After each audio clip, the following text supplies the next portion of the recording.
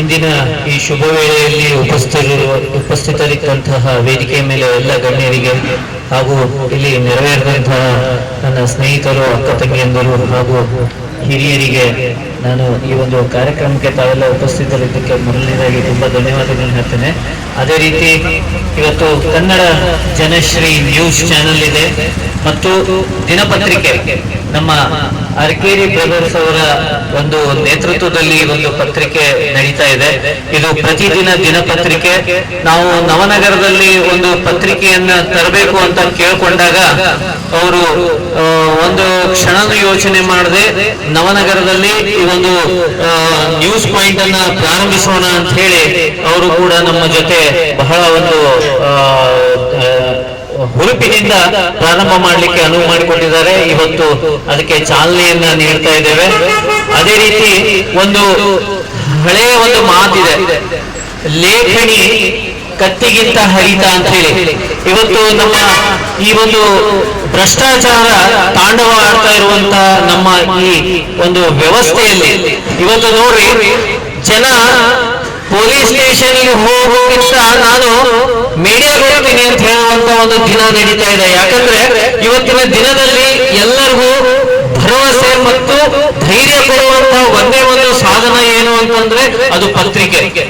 ಇವತ್ತು ನೀವು ಬೇಕಾದಲ್ಲಿ ನೋಡ್ರಿ, ನಾವು ಬಹಳ ಜನರ ಬಾಯಲ್ಲಿ ಕೇಳಿದ್ವಿ, ಇವತ್ತು ಒಂದು ಪೊಲೀಸ್ ಸ್ಟೇಷನ್ಗೆ ಹೋದಾಗ ಸಹ ಅವರಿಗೆ ನ್ಯಾಯ ಸಿಗದೆ ಇದ್ರೆ ನಾನು ಪತ್ರಿಕೆಗೆ ಹೋಗ್ತೀನಿ ಅಂತಾರೆ. ಯಾಕಂದ್ರೆ ಇವತ್ತಿಗೂ ಸಮಾಜದಲ್ಲಿ ಒಂದು ಸ್ಥಾನಮಾನ ಭಯ ಇಟ್ಟಿರುವಂತಹ ಒಂದು ಸಾಧನ ಅದು ನಿಜವಾಗಿಯೂ ಕತ್ತಿಗಿಂತ ಹರಿತ ಲೇಖನಿ ಅನ್ನೋದು ಹಿರಿಯರು ಮಾಡಿದ್ದೇನು ಸುಳ್ಳಲ್ಲ.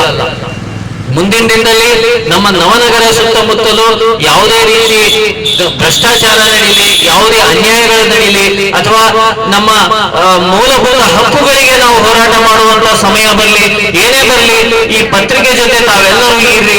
ಈ ಪತ್ರಿಕೆಯಿಂದ ನಾವು ಒಂದು ಯಾವುದಾದ್ರೂ ಉತ್ತಮವಾದ ಸಮಾಜವನ್ನು ಕಟ್ಟೋಣ, ಆಮೇಲೆ ಭ್ರಷ್ಟಾಚಾರವನ್ನು ನಿರ್ಮೂಲನ ಮಾಡೋಣ. ಈ ಒಂದು ಧೈರ್ಯದಿಂದ ಈ ಒಂದು ಪತ್ರಿಕೆಯಲ್ಲಿ ಇದು ನಿಮ್ಮ ಪತ್ರಿಕೆ ಅಂತ ತಿಳ್ಕೊಂಡು ನಮ್ಮ ಜೊತೆ ತಾವೆಲ್ಲರೂ ಕೈ ಜೋಡಿಸ್ರಿ ಅಂತ ಹೇಳಿ ಈ ಒಂದು ಶುಭ ಸಂದರ್ಭದಲ್ಲಿ ನನಗೆ ಮಾತಾಡ್ಲಿಕ್ಕೆ ಅನುಕೂಲ ಮಾಡಿಕೊಟ್ಟಂತ ಎಲ್ಲ ಈ ನಮ್ಮ ಮಲ್ಲೇಜ ಹಿರೇಮಠ ಅವರಿಗೆ ಮತ್ತು ಎಲ್ಲರಿಗೂ ಧನ್ಯವಾದಗಳು. ಮಲ್ಲೇಜ ಹಿರೇಮಠ ಅವರು ಈ ಒಂದು ಪತ್ರಿಕೆಯನ್ನ ಚಾಲು ಮಾಡೋಣ ಅಂದ್ಕೊಳ್ಳಿ ಅವರು ಕೂಡ ನಮ್ಮ ಜೊತೆ ಬಹಳ ಒಂದು ಹುರುಪದಿಂದ ಈ ನವನಗರದ ವರದಿಗಾರರಾಗಿ ಅವರು ದಿಟ್ಟತನದಿಂದ, ಅವರಲ್ಲಿ ಒಂದು ಏನು ಗುಣ ಇದೆ ಅಂತಂದ್ರೆ ಯಾವುದೇ ಒಂದು ವಿಷಯ ಬಂದ್ರೆ ಧೈರ್ಯದಿಂದ ದಿಟ್ಟತನದಿಂದ ಈ ಒಂದು ಪತ್ರಿಕೆಯನ್ನ ಅವರು ಒಂದು ಉನ್ನತ ಮಟ್ಟಕ್ಕೆ ತಗೊಂಡು ಹೋಗ್ತಾರೆ ಅನ್ನುವಂತ ಭರವಸೆ ನಮ್ಮೆಲ್ಲರಿಗೂ ಇದೆ. ಅವರಿಗೂ ಕೂಡ ಈ ಸಮಯದಲ್ಲಿ ಶುಭವಾಗಲಿ ಅಂತ ನಾನು ಹೇಳಲಿಕ್ಕೆ ಇಷ್ಟಪಡ್ತೇನೆ. ಧನ್ಯವಾದಗಳು.